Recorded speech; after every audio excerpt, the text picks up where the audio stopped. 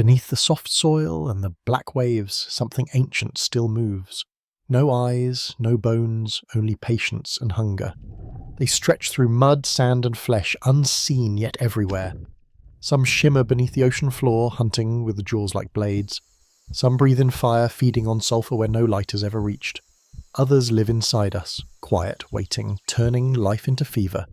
They are worms, the architects of decay, the keepers of the dark. And tonight we descend into their silent empire. Beneath the rolling fields of southeastern Australia, the earth breathes in a slow, rhythmic sigh. The air is damp and cool, heavy with the scent of grass and rain.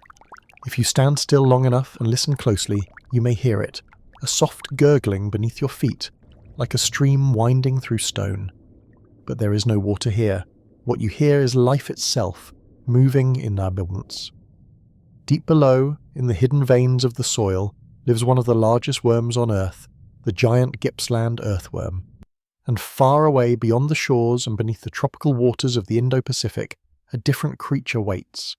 It hides under the sand, armed with jaws of polished metal and a hunger that never sleeps. This one is not gentle. It does not breathe the earth, but splits it open. Its name is whispered by divers and fishermen alike. The bobbit worm, Unis aphroditois, the nightmare that lives beneath the sea. Two worms, one born from soil, the other from salt, both ancient beyond imagination. Both survivors of worlds we can barely touch. One represents the quiet heart of the earth, the other the violent pulse of the ocean. Between them lies the story of evolution's extremes, how nature can build tenderness and terror from the same flesh. The giant Gippsland earthworm. In the pastures of Victoria, Australia, rain seeps through the earth, feeding a labyrinth that few have ever seen. The giant Gippsland earthworm lives in tunnels up to 2 meters deep, carved through dark clay like the veins of some sleeping god. Each movement it makes sends a shiver through the ground, a slow, fluid wave of muscle and moisture. Farmers have mistaken it for a snake or a buried river. But it is only a worm, and yet more than that, it is the soil-given motion, the body of the land itself. Stretching up to 3 meters long, as thick as a man's finger, its translucent skin glows faintly with violet and blue under sunlight. It breathes through its skin, drinking air from the dampness of the earth. Every pulse of its body is a conversation with the world above, the roots, the rain, the decay. Scientists believe these giants can live for more than 5 years, maybe longer, their lives spent entirely underground, coiling through darkness in search of moisture and balance.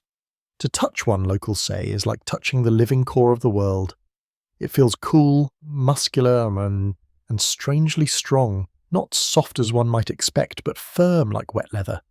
It hums faintly when disturbed, producing a sound like trickling water. For the farmers who work these lands, that sound has become a symbol of fertility, the earth breathing, still alive beneath their crops. But the existence of this creature is fragile. It survives only in the rare soils of Gippsland's hills, where the water table is constant and clean. Urbanization, agriculture and pesticides have destroyed much of its habitat. The tunnels collapse, the ground dries, and with it the gentle giants fade away. To many who study them, the giant Gippsland earthworm is a living relic, a reminder of a time when the planet was wetter, softer, and slower. When the world still moved in silence, it feeds not on blood, not on prey, but on decay. Fragments of leaves, roots, and dreams turn to soil. It eats what we throw away and gives it back as life. Every movement, every breath, helps the earth heal itself. Without creatures like this, the planet's skin would suffocate. And so, the quiet worm beneath the fields becomes the unsung engineer of life. Unseen, unthanked, yet essential. If you were to listen now, deep into the night, you might hear it still.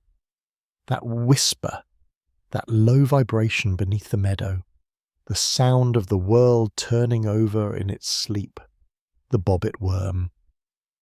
But not all worms are builders of life. Some are destroyers. Beneath the sands of warm tropical seas, another body waits, a mirror opposite of the earthworm's peace. The bobbit worm hides, motionless, invisible, buried in ambush.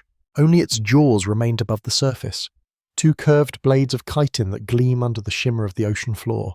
For hours, Even days it waits without moving, sensing the faintest vibrations in the water. When a fish swims too close, the worm strikes with impossible speed, faster than the blink of an eye.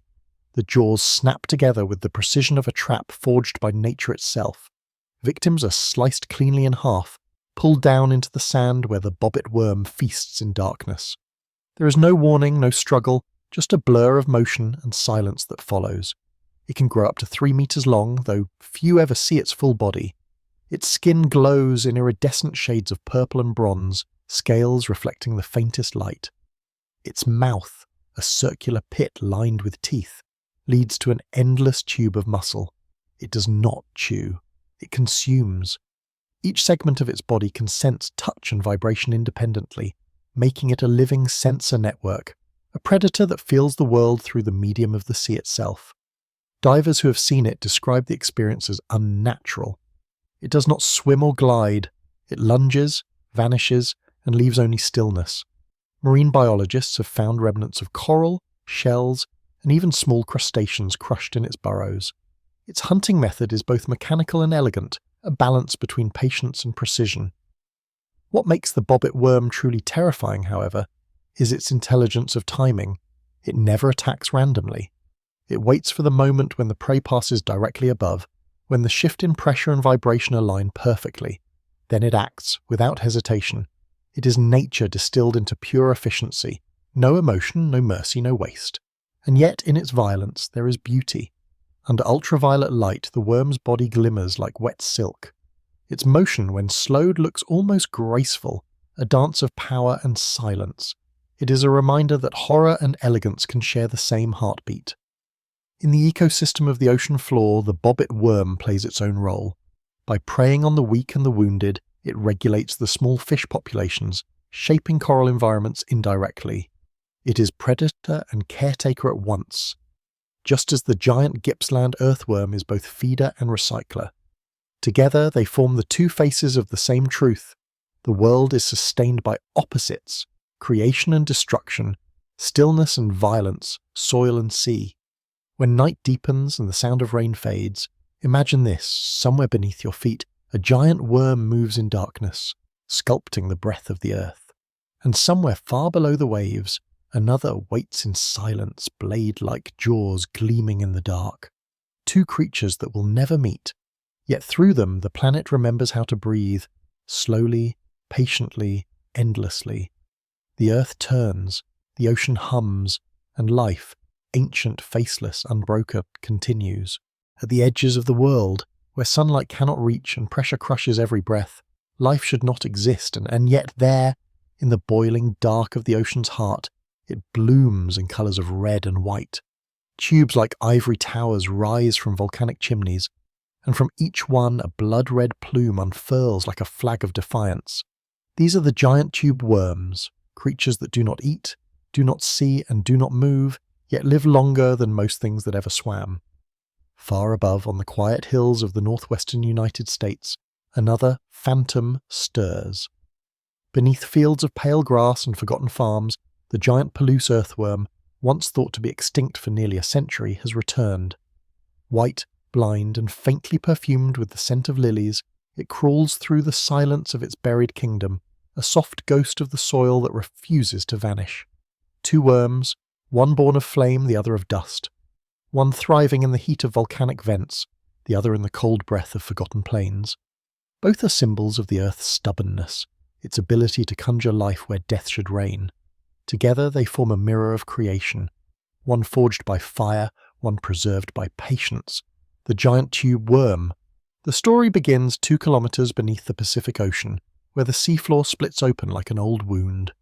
From its cracks, molten breath spills upward, turning water into steam and sulfur. Around these black chimneys, in temperatures that can boil metal, a forest of white towers sways in the dark. Each tower is a worm, a giant tube worm, Riftia pachyptila, one of the most otherworldly creatures ever discovered. When the first deep-sea submersibles descended here in the late 1970s, scientists expected emptiness, perhaps a few microbes, nothing more. Instead, their lights revealed a living city. Hundreds of tube worms, each up to 2.5 meters tall, stood like pillars of bone. Their crimson plumes waved gently in the toxic current, glowing softly in the floodlights. It was as if the ocean had built its own coral cathedral, silent, motionless, eternal. The giant tube. Worm has no mouth, no eyes, no stomach. It cannot eat or digest anything by itself. Instead, it shelters millions of symbiotic bacteria within its body, microscopic alchemists that transform hydrogen sulfide, a deadly poison, into nutrients. The worm feeds on chemistry, not flesh. It drinks fire and breathes stone. Its entire existence is a paradox, thriving not in spite of hell, but because of it. In this world without light, colour still survives. The worm's red plume is filled with hemoglobin, the same pigment that carries oxygen in our own blood, but tuned to withstand sulfide instead. It captures what little oxygen drifts down from the surface, mixes it with volcanic gas, and delivers it to the bacteria inside. Together they create a living furnace, a chemical heart beating quietly in the abyss. Around these colonies, shrimp, clams and crabs gather in impossible abundance. They feed on the bacterial mats that spread across the vents, forming the base of a food chain completely independent from sunlight. Here, photosynthesis is meaningless. The sun is irrelevant. Life is born from fire and decay, from metal and gas. To watch the worm sway in the shimmering heat is to witness the earth dreaming of itself, life returning to its mineral roots. Each tube made of chitin grows slowly over decades, forming layered rings like the trunks of trees. When a worm dies, its body collapses inside its tube, becoming part of the structure for new ones to settle upon. Death here is not an ending, but architecture. Even in death, the worms feed the next generation, an unbroken ritual of renewal in the heart of darkness. And perhaps that is the most haunting truth of the tube worms. They remind us that life does not require comfort or light, only opportunity and persistence. Where the earth bleeds, something always learns to live. The giant Palouse, earthworm, far from the sea in the dry rolling hills of the Palouse region where Washington and Idaho meet, another legend of the earth hides below. The soil here is soft and pale, made of wind-blown less that once covered the Great Plains. Beneath it for centuries farmers spoke of a ghostly white worm that surfaced only after heavy rain. They said it smelled faintly of lilies, that it was as long as a snake, and that it moved with the slow grace of something very old. For nearly 100 years, no one saw it. Many believed it had vanished, lost to ploughs and pesticides. But in 2010, a group of researchers digging deep into a hillside found something smooth, glistening, and alive. The giant Palouse earthworm had returned. It was pale, almost translucent, like porcelain under wet light.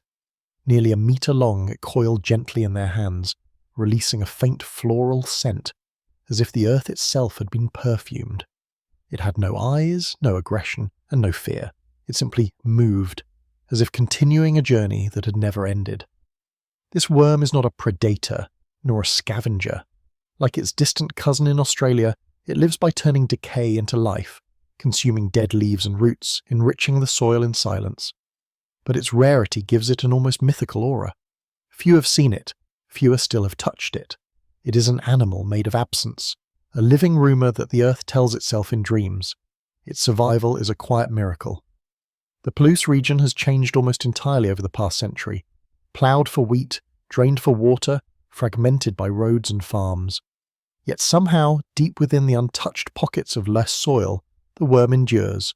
Some scientists call it a living fossil, a remnant of an ecosystem that has otherwise disappeared. Others simply call it lucky, but luck is not the right word.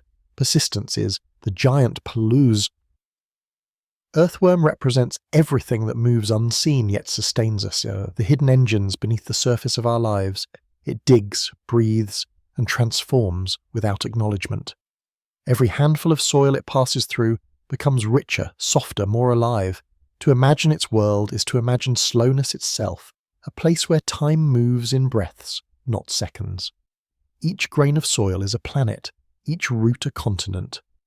The worm slides through this microscopic landscape like a silent traveller between worlds. Above, people rush, harvest, build, and forget. Below, the worm continues its work, patient as gravity. Its rediscovery is not just a scientific event, but a reminder. Extinction is not always a clean line. Sometimes the world hides what it loves until we are ready to see it again. When the giant Pelluce earthworm emerges from the ground after rain, it does not bring fear like the bobbit worm, nor awe like the tube worm. It brings calm. It is the pulse of the planet, rising briefly to remind us that the earth still breathes, that not all ghosts are gone. In its pale body we see memory, the memory of soil untouched by human ambition, the memory of a time when the surface and the underworld were still connected. To touch it is to touch the patience of the earth itself. And so, from the fires of the ocean floor to the silence of forgotten farmlands, life continues its slow, wet conversation. The giant tube worm feeds on volcanic poison and glows in eternal darkness. The giant Pelluce earthworm curls beneath the rain and carries the scent of lilies through the clay. One burns, one heals, one turns death into energy, the other turns decay into life. They are both the same story told in two languages, one of sulphur, one of soil, and in their stillness we find something human, the longing to survive quietly, beautifully, endlessly. The sea cools, the ground sleeps, the worms keep breathing. At the border between land and sea, where the tide breathes in and out, the ground seems alive. Grains of sand shift and ripple, as if something beneath were stirring. Here, under the dying light of dusk, a worm longer than a man waits for the smell of death. It is the giant beach worm, a creature that rises from the earth like a forgotten god whenever fish rot on the shore. And deep within another world, a world of heat and shadow, of vines and mud and water that never clears, another body moves with slower rhythm. The giant leech glides through brown currents, feeding on the living. It drinks until it becomes a shape of swollen crimson, then vanishes again into the murk, leaving only the memory of pain behind. One lives in sand and salt, the other in blood and rain. One feeds on what is already dead, the other turns life itself into nourishment. Yet both are drawn to the same thing, the pulse, the scent, the chemical whisper that says something warm is near. These are creatures of the threshold, neither of the land nor of the sea, neither entirely predator nor scavenger. They live in the edges, in the places most humans never linger, and it is in these edges that nature hides its oldest designs, hunger, patience, and this quiet violence that sustains the world. The giant beach worm. On the eastern coasts of Australia, where the tide curls in long silver lines and the air smells of salt and decay, lives a worm that most people never see whole. Fishermen know it only by touch, a sudden slick movement under their feet, a flash of pale body twisting beneath the sand. The giant beach worm can grow longer than 2 meters, but it spends nearly all of its life underground, burrowed in the soft sand near the high tide mark. When the sea recedes and the sun begins to fall, it emerges. First the sand trembles, then a small pink tip appears, sensing the air. It tastes vibrations, chemicals, scent, the language of decomposition. If a dead fish lies nearby or a crab's remains begin to rot, the worm will rise fully, a ribbon of translucent flesh glistening in the dim light. It moves not like a snake, but like a pulse, a wave of muscle pushing through the earth. Locals sometimes feed them bait, pieces of fish or meat, to lure them out. They know to be careful. The worm's front end is lined with bristles that can grip and tear. A careless hand can be bitten. The sensation, they say, is like being caught by something that is not supposed to be alive anymore. To watch one emerge at twilight is to witness the ocean remembering its hunger. The worm's body reflects the colour of the setting sun, hues of orange and pearl sliding across wet skin. The sand around it clings to the mucus it secretes, making the creature shimmer as if coated in glass. It is not fast. It does not strike. It simply rises, takes what the sea leaves behind, and returns to the darkness. In the ecosystem of the shore, it plays an unseen role. By consuming carrion and decaying matter, it cleans the coastlines, feeding crabs and birds indirectly through its own presence. Every movement of its body stirs oxygen into the sand, keeping the beach alive.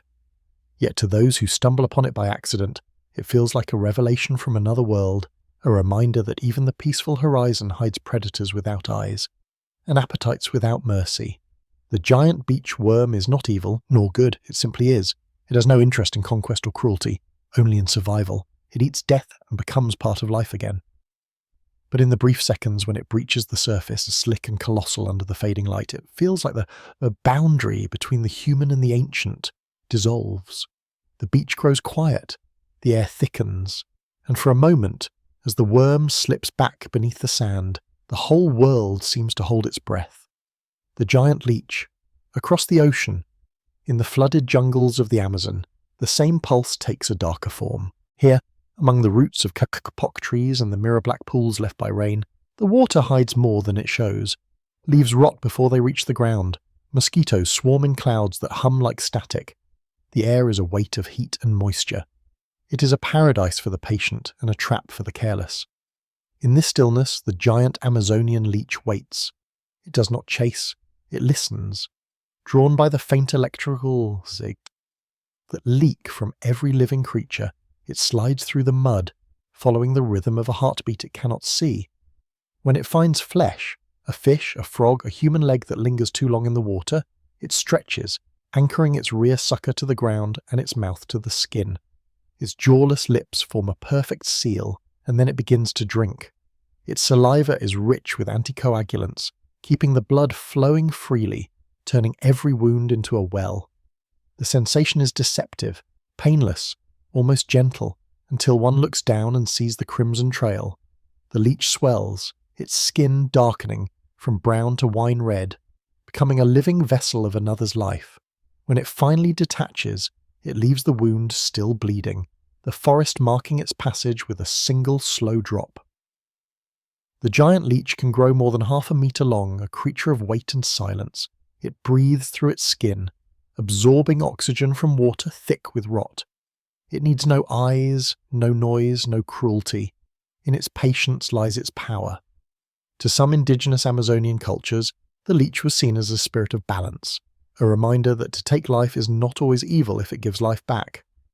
The leech's feeding opens small wounds that can prevent infection or swelling. In ancient medicine, smaller relatives of this creature were used to cleanse the blood.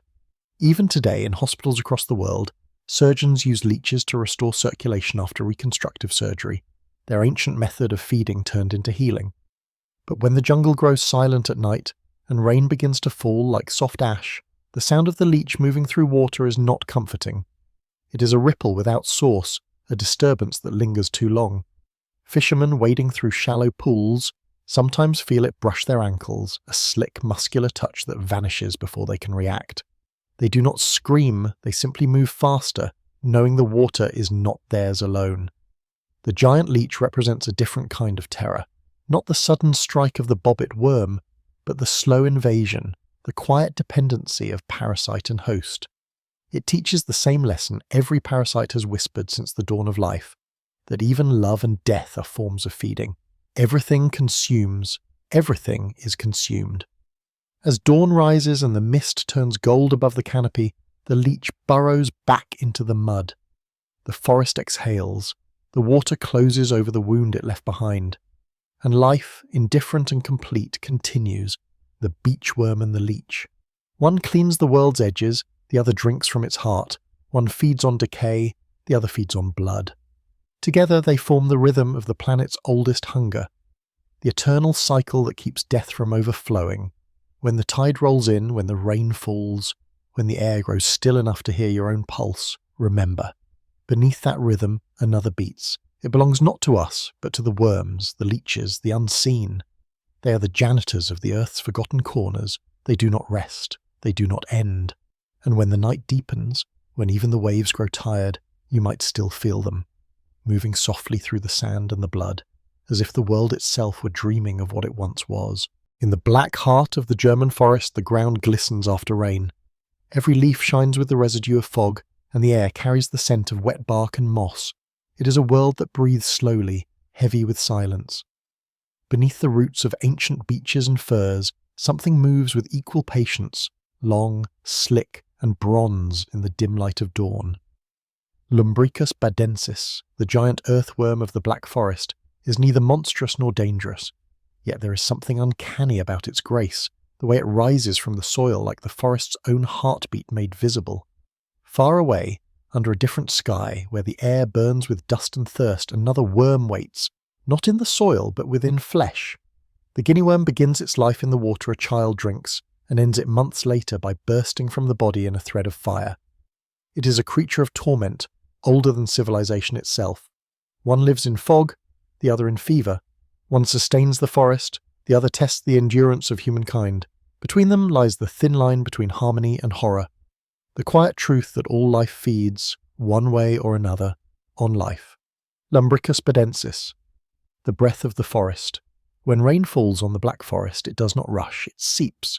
Each drop travels through layers of needles, leaves, and humus until it meets the earth, where a hidden architecture waits, tunnels, chambers, and corridors built by the silent engineers of the soil. Among them, Lumbricus badensis reigns as the unseen titan.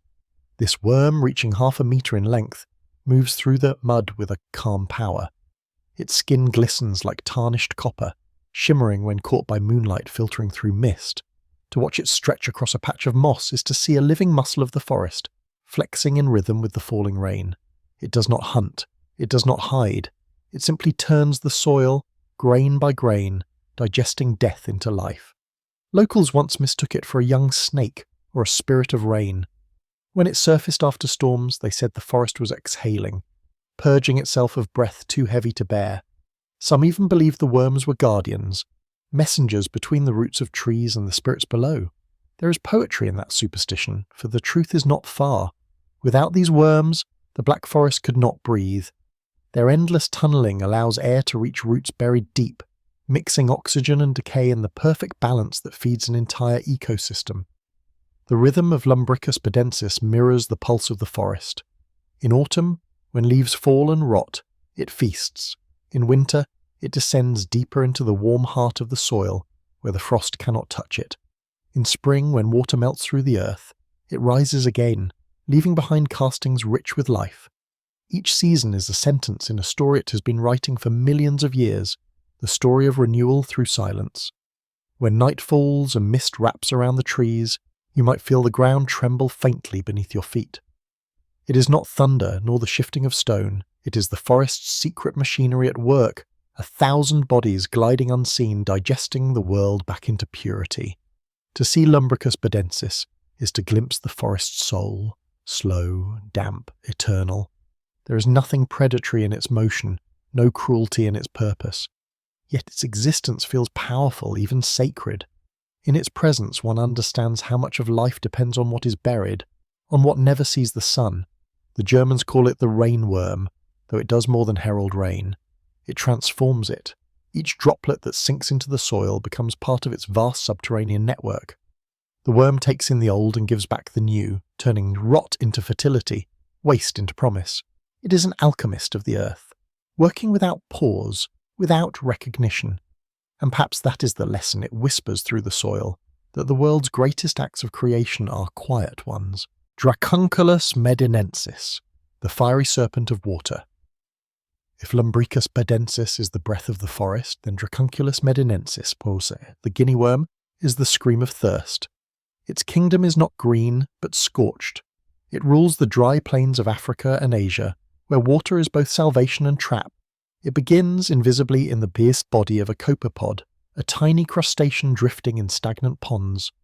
When a person drinks from that water, the larva slips into their stomach no larger than a grain of dust. It survives digestion, slips through the gut wall, and begins its long pilgrimage through the body. For a year, it grows in silence, winding through muscle and tissue, feeding gently on its host's fluids. There is no pain at first, only unease. Then, when it is ready, when it has reached nearly 1 metre in length, the worm moves toward the skin. Usually it chooses the lower leg or foot drawn to the cooler temperatures near the surface. It releases acids, forming a blister. The blister burns, itches, and swells until it bursts, revealing the white coil of the worm's body. The pain is beyond language. To ease it, victims often immerse the wound in water, and that is the worm's final deception. Contact with water triggers it to release thousands of larvae, clouding the pool, ensuring that the cycle continues. The act of relief becomes an act of contagion. The serpent of fire returns to the well from which it was born. In ancient times, people believed these worms were literal curses. In parts of West Africa, they were called the fiery snakes. In the Bible, some scholars see echoes of the guinea worm in the serpents of fire, that struck the Israelites in the desert. The symbolism fits. A punishment born from water, a flame that burns inside flesh. But there is no malice in Dracunculus medinensis, only biology. It is not cruel, it is precise. Its entire existence is a closed circle of patience. It waits in water, rides the blood of the living and returns to water again. Its horror is the horror of perfect design. For millennia, the worm-plagued communities across Africa, the Middle East and South Asia, villages built near shallow ponds lived in quiet dread of summer. When the worms would emerge, people walked with legs wrapped in cloth, blistered and bleeding. They could not work, could not fetch water, could only wait. Removing the worm was a slow ritual, winding it inch by inch around a stick each day, careful not to break it. If it tore, infection would follow and death was certain. It could take weeks, painful, patient weeks. And yet, there was something almost sacred in the process, a reminder that suffering could be endured through calm. In many cultures, the slow extraction of the guinea worm became a symbol of endurance, of cleansing through agony. Today, this worm stands on the edge of extinction. Through decades of global effort, clean water and education have cut infections by 99.9%. Only a handful of cases remain in remote corners of Chad and Ethiopia.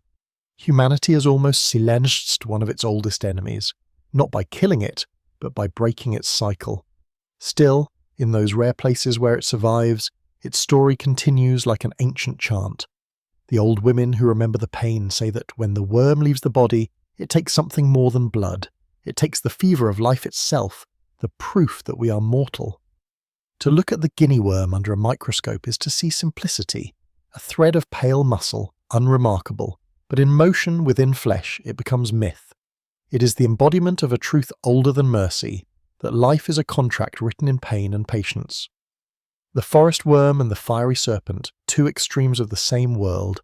One moves through mud and fog, turning decay into renewal.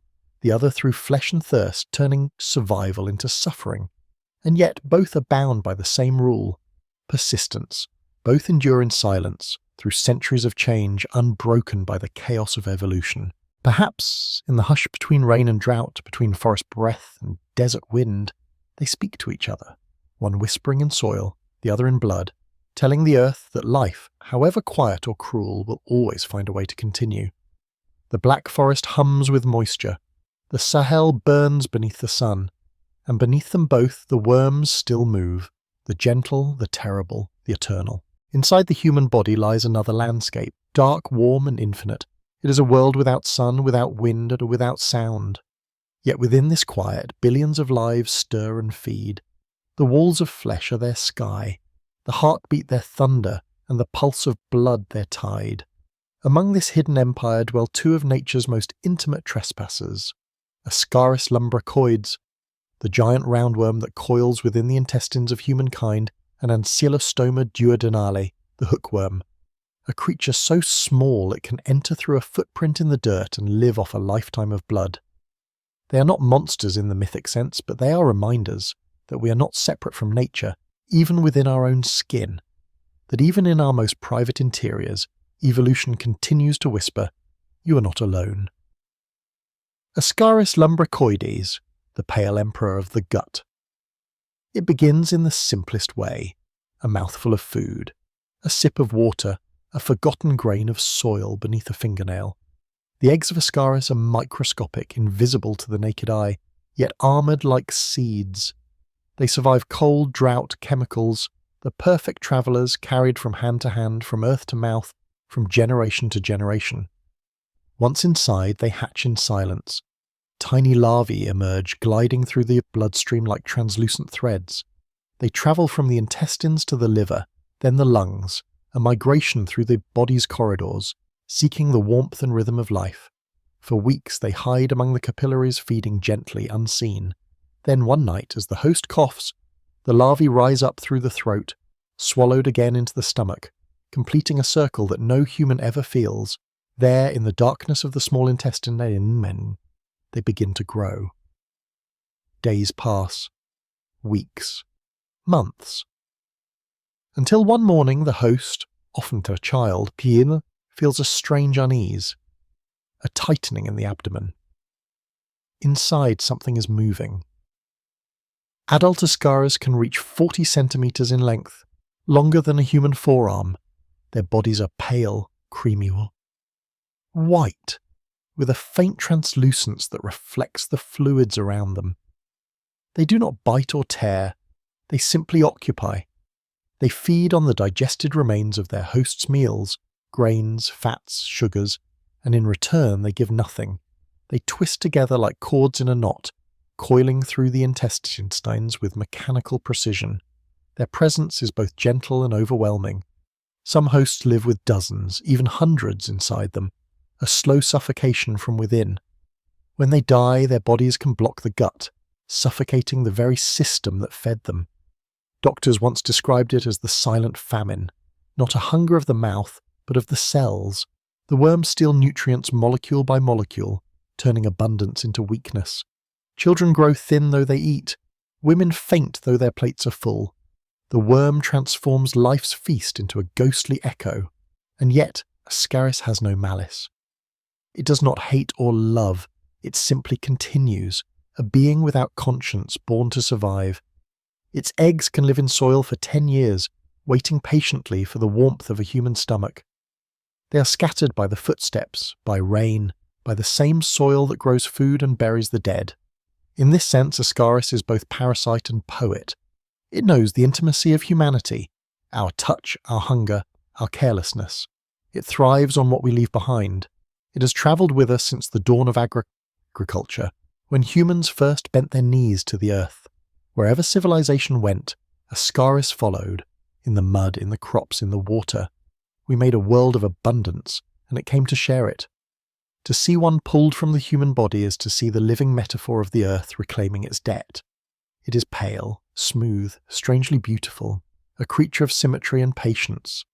It lives because we live. It dies because we cleanse. It reminds us that nature does not vanish when we close our doors. It waits quietly beneath the skin. Sometimes when a host sleeps, the worms stir. They move like whispers, turning gently in the dark. The body, unaware, dreams of water, of movement, of rivers under the ground. Perhaps that is not coincidence. Perhaps Ascaris' memory, the memory of what it means to be part of the soil again. Hookworm, the blood drinker of the poor. If Ascaris is the quiet emperor of the intestines, then the hookworm is its assassin, small, swift, and intimate. It does not wait to be swallowed, it seeks the body out. In the damp soil of tropical fields and villages, its larvae hatch and wait near the surface, sensitive to warmth. When bare human feet press into the mud, they feel it, the pulse of blood beneath skin, the soft gateway of pores. The larvae pierce through the flesh, invisible, painless, entering through the soles. From there they travel through veins to the lungs, then the throat, then the gut, like tiny pilgrims following an ancient map of invasion. Once settled, the hookworm feeds not on digested food, but on blood itself. Each worm clamps its curved mouth onto the intestinal wall, carving out a wound and drinking directly from the vessels. Its saliva keeps the blood from clotting, ensuring a constant flow. They are small, barely a centimetre long, zukao, yet their collective hunger is immense. A single infection can drain enough blood to cause anemia, exhaustion, and weakness so deep it feels like drowning on land. The skin pales, the heart races, the body becomes a quiet battlefield between life and depletion. In the 19th century, hookworm haunted the plantations of the American South and the rice paddies of Asia. It was the disease of barefoot workers, of children in villages where shoes were a luxury and soil a daily companion. It thrived in poverty, not because the poor were careless, but because they were close to the earth. The very thing that sustained them, the soil, also betrayed them. The worm, however, was not cruel by intent. It was perfect by design. Its life cycle mirrored the human need to touch the ground, to feel the world. Every time a foot touched soil, the exchange began again. Scientists studying hookworm described the infection not as an epidemic, but as an inheritance, passed silently through generations, woven into the rhythm of labour and heat. They called it the enemy of strength, a parasite that turned vigour into stillness, sweat into fatigue. In tropical nights, the infection often came without warning. A person would lie awake, feeling their pulse race in the dark, a metallic taste in the mouth, the heart pounding as if something deep inside was counting every beat. The hookworm does not kill quickly. It saps, slowly, gently, until the host becomes a ghost of energy, moving but never truly alive. Under a microscope, they look almost delicate, translucent bodies curved like commas, tiny hooks glinting at their mouths. They are punctuation marks in the long sentence of human evolution, reminders that we never truly left the soil. Yet even in their cruelty, there is strange mercy. Studies have shown that hookworm infections can suppress autoimmune disorders, calming the immune system's rage. Some researchers, even today, study the worm's molecules for potential therapies. The parasite once feared may one day teach us how to heal ourselves. Still, the sight of one remains haunting, a tiny thread of flesh that once drank from human blood, a miniature echo of predation that speaks of millennia of coexistence. The hookworm is a mirror. It reflects how closely our lives are bound to the earth. To walk barefoot is to remember that connection. To suffer infection is to pay for it. And to cure it is to break one of nature's oldest covenants, that everything living must one day feed and be fed upon. Inside us, Ascaris and the hookworm dwell in opposite corners of the same world, one living on what we eat, the other on what keeps us alive. Both move unseen, and both have written themselves into the history of our species. They are the proof that the human body is not a fortress but a landscape, warm, open, endlessly shared. Within that landscape, survival is not moral, it is mechanical. The worms do not hate us, they simply belong to us, and when night falls and you feel the slow rhythm of your own pulse, know that the same rhythm echoes through millions of unseen lives, patient, ancient, and eternal. The body hums, the earth hums back, and in that music everything is one. There are creatures that live outside the reach of mercy, not because they are cruel, but because they were born where compassion has no meaning. Inside the darkness of the human body, beyond hunger, beyond thought, life continues in its oldest form, feeding, dividing, enduring.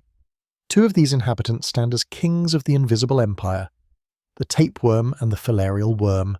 The first is a ribbon of flesh that can stretch 10 meters long, coiled inside the human intestine like an unending thought, each segment pregnant with eggs.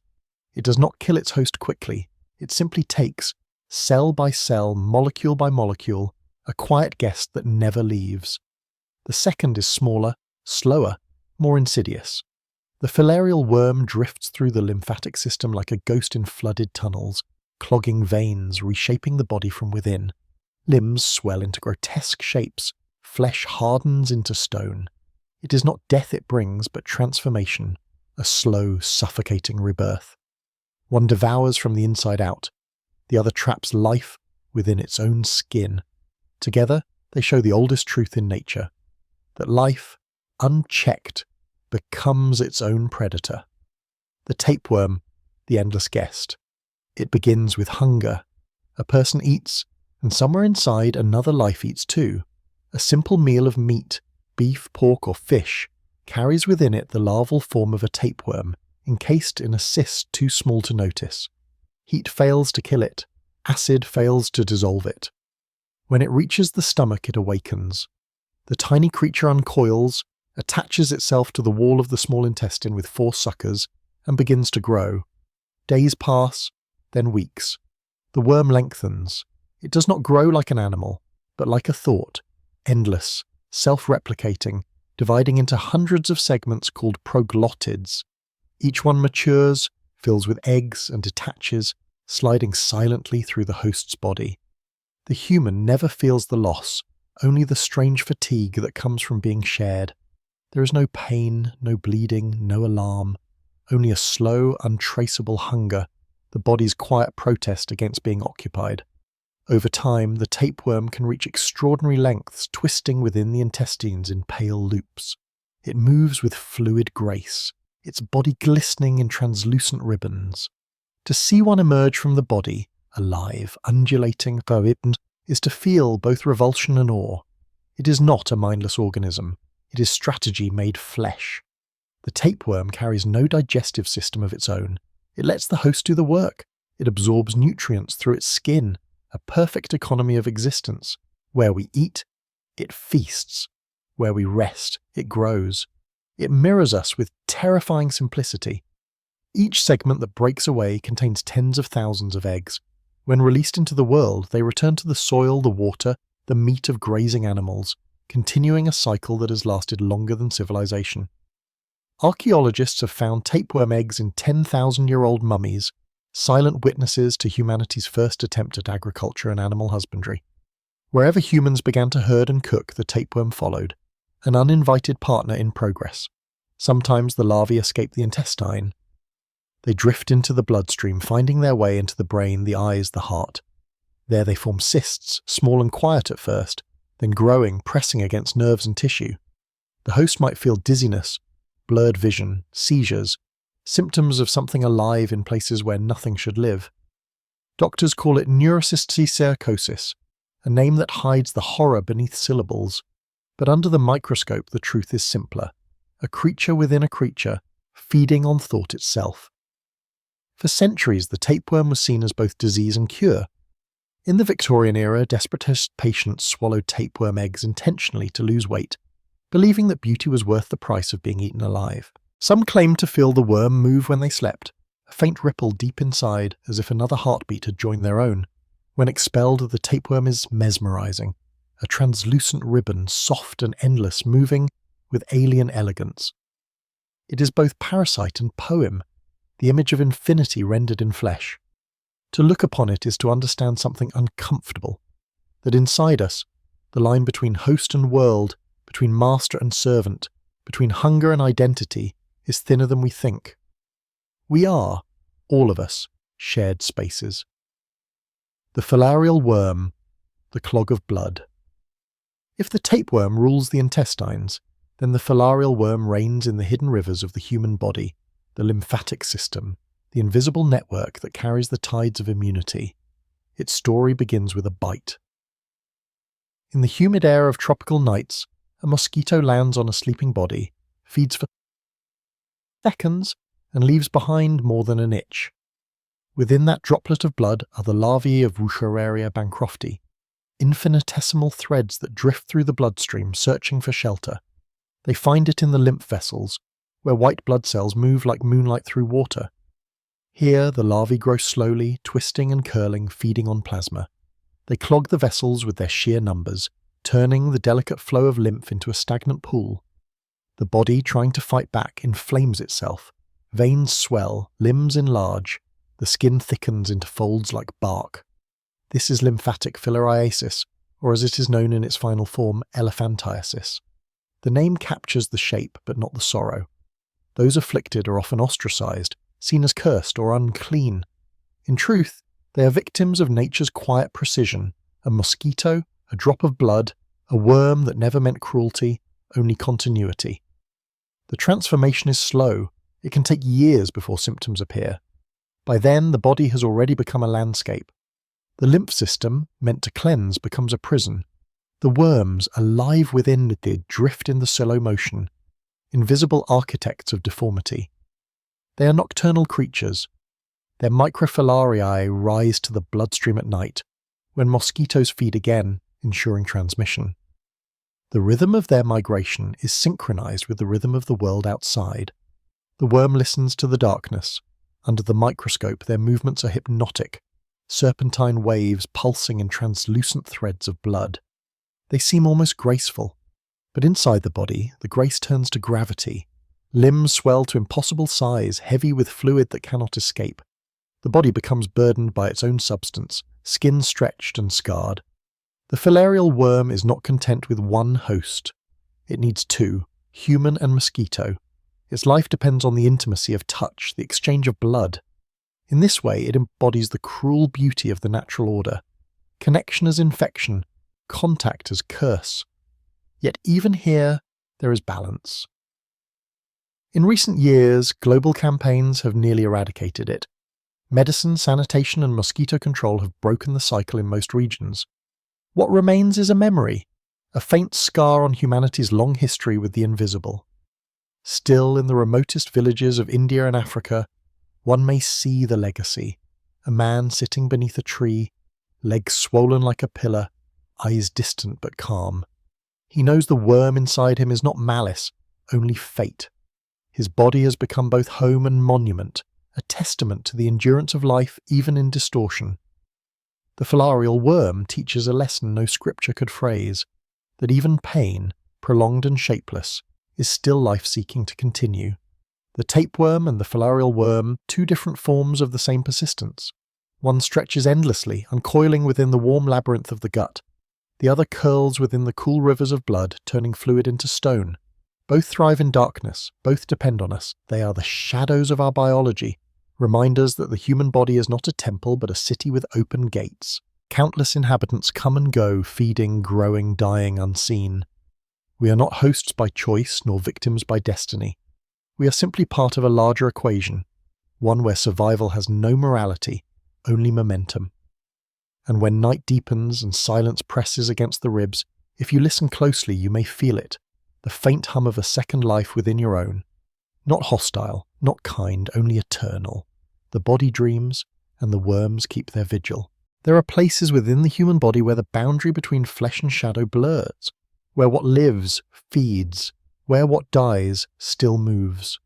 In this twilight of anatomy, not all pain comes with sound. Some arrives in silence, slow, deliberate, ancient. Two creatures rule this invisible realm.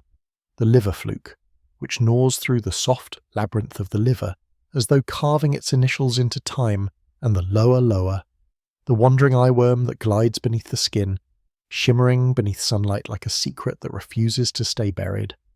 One thrives in darkness, swimming through bile and blood. The other thrives in light, moving where eyes can see but hands cannot reach. Together, they embody the most intimate horror, that life itself is porous, that even our own bodies can become terrain for another's survival. The liver fluke, the soft knife. It begins with water. In the lowlands of Asia, Africa, and South America, people and animals share the same ponds, the same mirror of life that reflects the sky and conceals 1,000 invisible futures.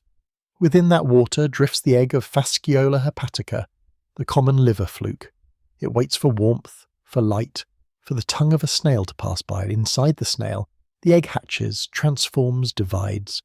For weeks it grows in this miniature factory of flesh, a parasite within a parasite, until it bursts free, reborn as a swimming larva. From there it clings to blades of grass, invisible to sight, waiting for a grazer, a sheep, a cow, or sometimes a human. When eaten it wakes again, enduring stomach acid, crossing membranes, navigating the dark geography of the gut. Then it performs a pilgrimage no human could survive. It drills through the intestinal wall, through the peritoneum, through the liver capsule, finding its way into the living tissue of the liver itself. There it feeds, slowly, precisely. The liver is the quietest of organs, no nerves to scream, no language to protest. It endures, regenerates, repairs. But the fluke's patience exceeds even that. Over weeks, months, sometimes years, it tunnels through the soft parenchyma, feeding on blood and bile. The tissue becomes a maze of scars and cysts. The host feels fatigue, fever, a dull ache beneath the ribs, as though something inside were breathing too close. To see one under a microscope is to confront something deceptively gentle. It is flat, leaf-shaped, translucent, delicate as wet paper, pulsing with faint life. It moves not with aggression, but with inevitability. Its mouth is a small aperture at the centre of its body, endlessly open. In slaughterhouses, when livers are sliced open, workers sometimes find them riddled with tunnels, the silent handwriting of flukes. The organs are thrown away, ruined not by death but by persistence. And yet, in its brutality, there is elegance. The liver fluke has adapted with exquisite precision to the rhythms of its world. It knows the habits of snails, the timing of rain, the grazing of livestock, the thirst of humans. It is not a beast, but a system, a choreography of survival that spans species and seasons. To the farmers who live with it, the fluke is both curse and omen. In villages where the infection is common, elders say the creature brings a kind of lesson, that nothing within the body is truly our own, and that all boundaries, even the flesh, are temporary. Sometimes the infected develop jaundice, skin turning golden, eyes the colour of dusk. To them the world itself seems to glow. Beneath that glow the worm continues to eat. In that slow consumption there is a poetry both terrible and beautiful, a life that can only exist by hollowing another. Lower, lower, the eye that watches back. If the liver fluke is a phantom that thrives unseen, the lower lower is its inverse, a parasite that refuses invisibility. In the equatorial forests of Central and West Africa, where humidity turns every breath into mist, a small black fly buzzes near human eyes. The bite is barely felt. Within that moment of contact, a larva slips into the bloodstream, soft as silk, invisible as fate. For months, the larva wanders, from veins to muscles, from joints to eyelids, searching for space. It grows quietly, curling between layers of skin, absorbing warmth, tasting sweat, learning the topography of its host. Most never know it's there. Then one day, in bright sunlight, something moves beneath the surface of the eye. Not a reflection, not a blink. A shimmer, slow, deliberate, alive. The lower lower crosses the sclera, the white of the eye as though walking on glass. It glides beneath the conjunctiva, thin as a thread of gold writhing gently. Those who have seen it describe the moment as surreal, horror and wonder intertwined. The worm can live there for days, even weeks, before retreating again beneath the skin. It does not feed on the eye itself, it feeds on the body's fluids drifting through the lymph and connective tissues. Its presence causes swelling, itching, sometimes fever. The local people call these swellings Calabar lumps, transient bulges that appear and fade, like the earth itself shifting beneath the surface. But the sight of it, the worm visible within the eye, is unforgettable. It turns the human gaze inside out. The observer becomes the observed. The body, once familiar, becomes alien. Doctors remove them carefully, often by hand, while the patient remains awake. Under a slit lamp, the surgeon makes a small incision, and the worm, startled by light, writhes violently before being drawn out with forceps. It emerges shining, translucent, nearly weightless, a fragile thread that moments ago was part of sight itself. In that instant, relief and revulsion blur.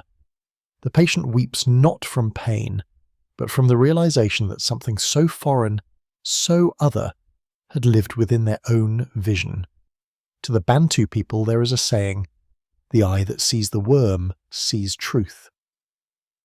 It means that those who have witnessed such horror are forever changed. They understand the permeability of life, the illusion of separation between human and world. Scientifically, the lower lower is simple. But symbolically it is profound, a living reminder that our bodies are not fortresses, but fields. Every vein, every nerve, every eye is a corridor that life will, sooner or later, find a way to inhabit.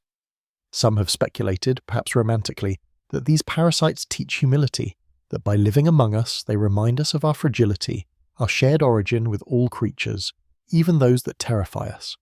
The lower lower does not destroy its host. It coexists, often for decades.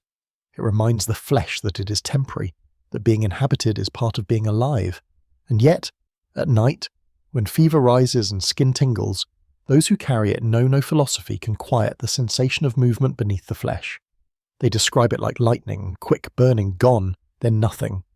Silence again. Perhaps that is the cruelest mercy of all, to live with awareness, then forget, then remember again. Together, the liver fluke and the lower lower form a dual hymn of intimacy and invasion. One hides in darkness, consuming silently from within, the other crosses the bright surface of the eye, revealing what should remain unseen. Both are reminders that life is not merely about boundaries, but about exchange, that the skin and the organs and the senses are not walls, but doors. In the end there is no inside or outside, there is only movement, of blood, of breath, of hunger.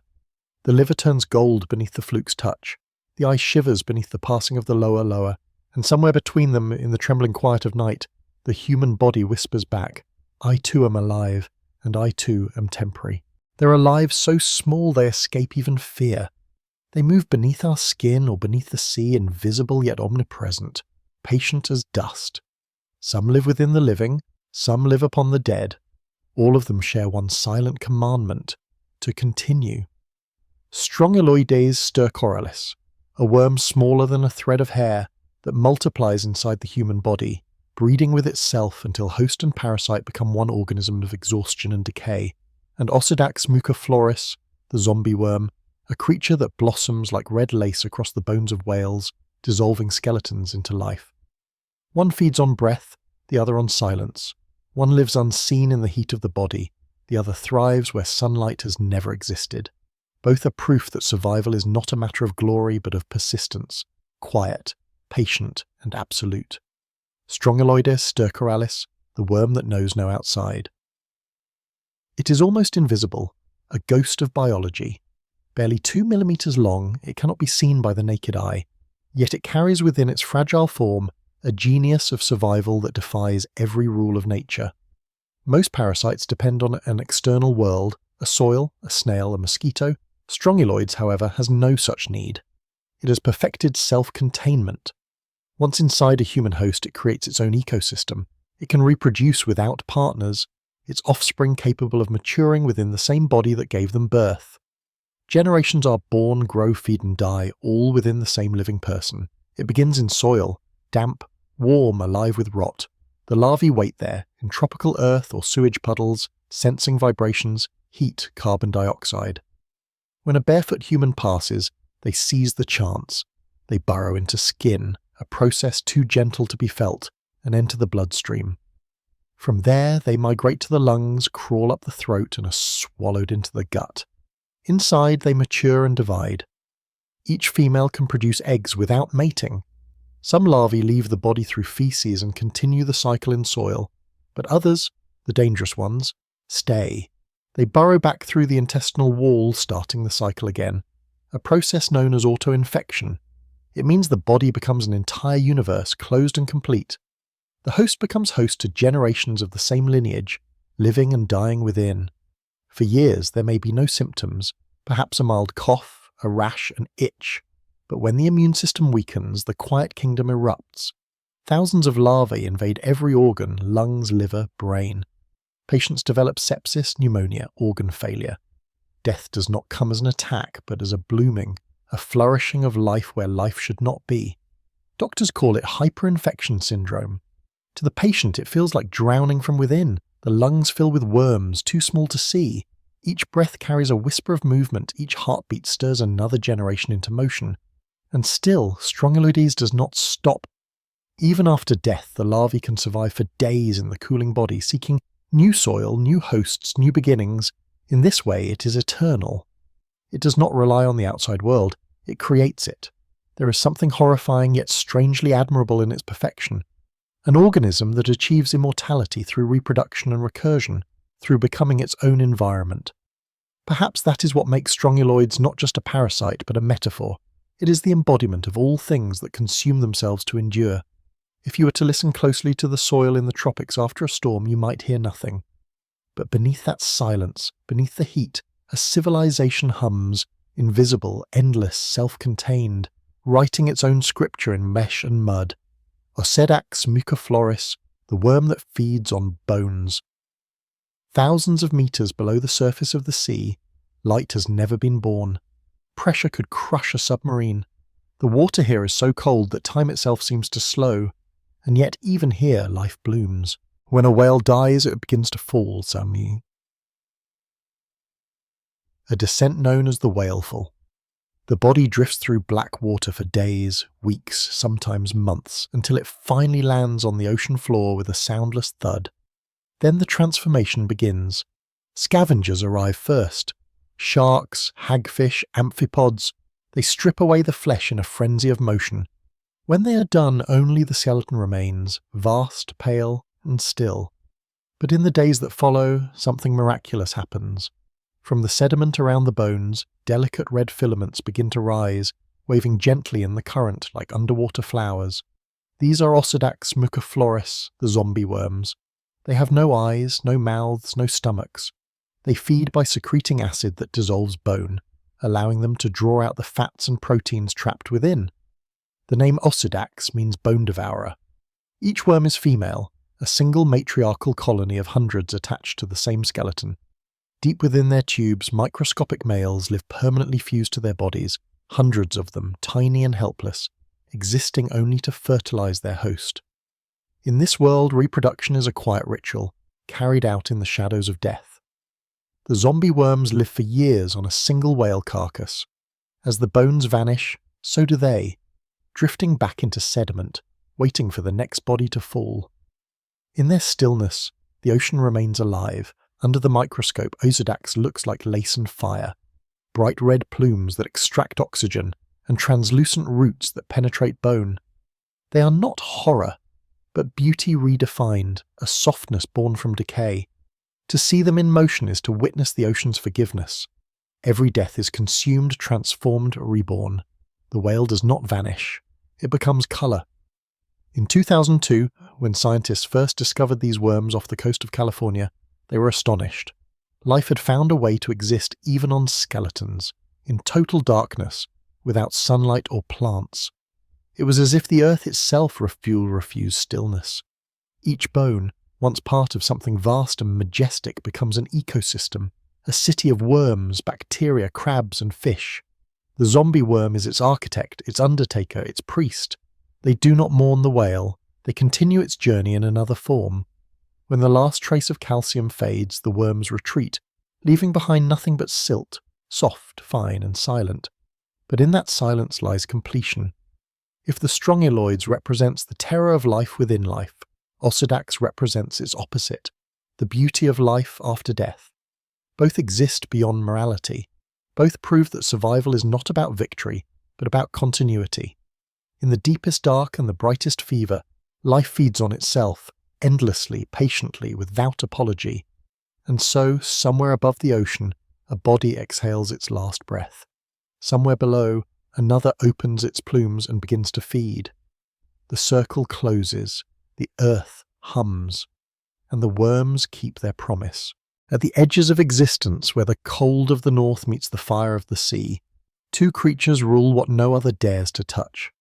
One is made of silken venom, stretching longer than any body should be allowed to stretch. The other wears heat like a crown, living in water that boils. Between them lies the secret of survival, not strength, but surrender.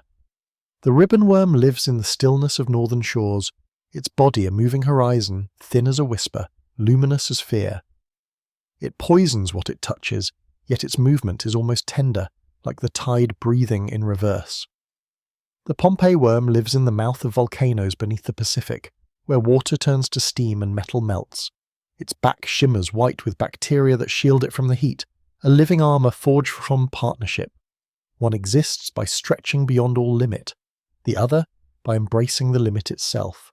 Together they prove that life is not content with boundaries, it writes poetry at the edge of death. Ribbon worm, the infinite thread. Along the cold coasts of the North Atlantic, beneath stones slick with algae and shadow, the ribbon worm moves. To see it is to mistake it for seaweed, a length of a brownish silk coiling and uncoiling through tide pools. But when disturbed, it comes alive, a muscular ribbon that ripples through water like living smoke. Lineus longissimus can reach more than 50 meters in length, yet its body is no thicker than a shoelace. It is the longest known animal on Earth, a creature of pure extension. Its organs repeat down the body like verses in a chant. There is no brain in any sense we would recognize, only a network of nerves that knows direction and hunger. It feeds with beauty and horror combined. From its head emerges a proboscis, a translucent tube that shoots out with startling speed, wrapping prey in mucus threads. Within the proboscis lies a weapon, tetrodotoxin, the same neurotoxin found in pufferfish. A touch of it can paralyze a crab, silence a shrimp, still the beating of a heart. The ribbon worm kills quietly. It has no eyes to witness, no teeth to tear. Its poison does the work, then it slides its body over the prey, digesting it whole. When cut, it does not die. Each piece becomes another. Its regeneration defies reason. The ocean continually rewriting it, line after line. Scientists who've studied it say there is no fixed number of organs or endings. It can reform from fragments smaller than a fingernail. It is, in essence, a sentence that never concludes. And yet, for all its alienness, the ribbon worm is not aggressive. It drifts through kelp forests and tide pools like a misplaced current, its skin glistening with slime that catches light in opal tones, violet, bronze, ghost white. Its motion hypnotizes, like a ribbon dancing in slow motion underwater. Locals who find it washed ashore describe it as both disgusting and sacred, a living vein of the sea, fragile yet infinite. They call it sea string, believing it connects the tides to the moon, a myth that feels almost true, because when it moves, the world seems to stretch with it. Perhaps that is its purpose, to remind the planet of its elasticity, to teach that even the smallest life can outlast a boundary simply by refusing to stop.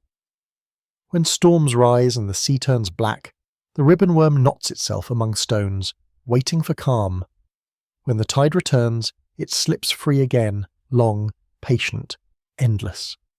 It is a hymn of persistence written in flesh.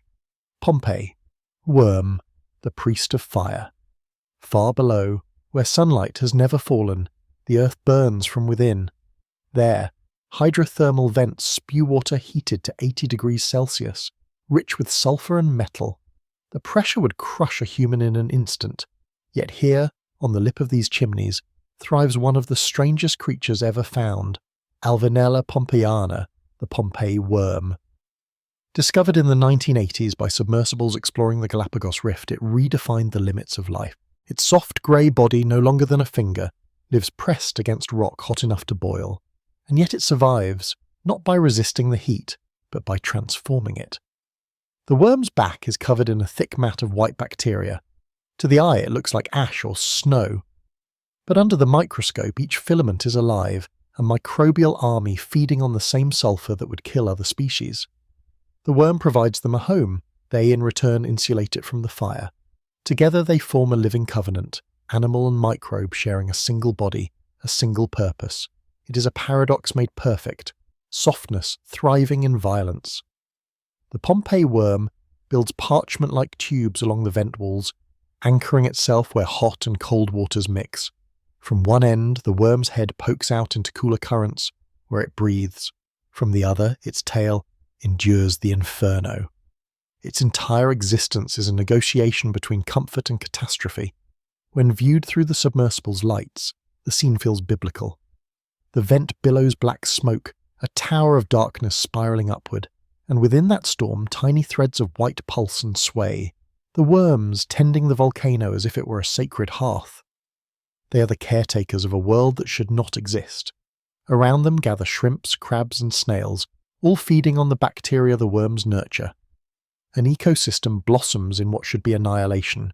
In this way, the Pompeii worm becomes both gardener and guardian, transforming destruction into sustenance. Its flesh is delicate, translucent.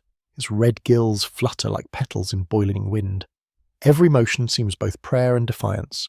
It is life kneeling before heat, unburned. The scientists who first brought one to the surface watched it die within minutes, not from lack of air, but from lack of pressure and fire. It could only exist in hell. That realization haunted them. Some lives are bound to extremity, defined by what would destroy others. The Pompeii worm endures where logic ends. It is the final whisper of resilience, the planet proving to itself that death is only another condition of being alive.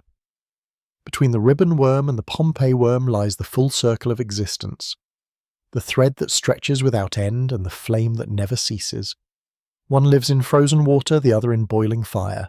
Both defy the symmetry of comfort. They are the bookends of the world, cold silk and hot ash, poison and prayer. In them, the earth rehearses its oldest lesson, that survival is not peace but motion. And when the tides recede, when the vents go silent and the planet exhales, the two remain, the thread in the sea's shadow and the priest in the fire's mouth, still moving, still breathing, still alive. The earth sleeps, and under its skin the worms move, not one kind, not one kingdom, but a choir of flesh that never stops singing. From the forests of Germany to the volcanic vents of the Pacific, from the warm intestines of humans to the icy veins of the deep sea, they continue their slow, patient work, turning death into soil, bone into dust, silence into life. They have no faces, no bones, no voices, yet they have ruled the underworld longer than anything that breathes above it.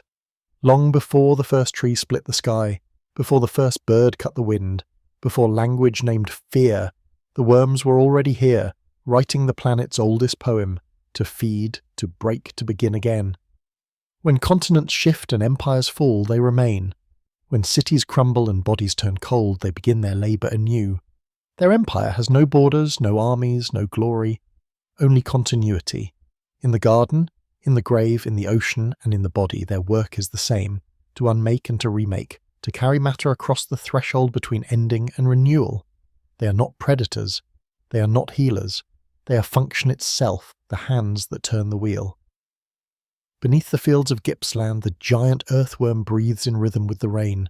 Beneath the sea, the bobbit worm waits in silence, its jaws ready as steel. In the darkness of the gut, Ascaris coils, patient and ancient. Within the bones of whales, the zombie worm blossoms red. At the edges of volcanoes, the Pompeii worm prays to fire. Each, in its own way, completes the same sentence. Life continues. There is no malice in them, no mercy either, only the perfect logic of being. To a worm, decay is not the end of life. It is the proof of it.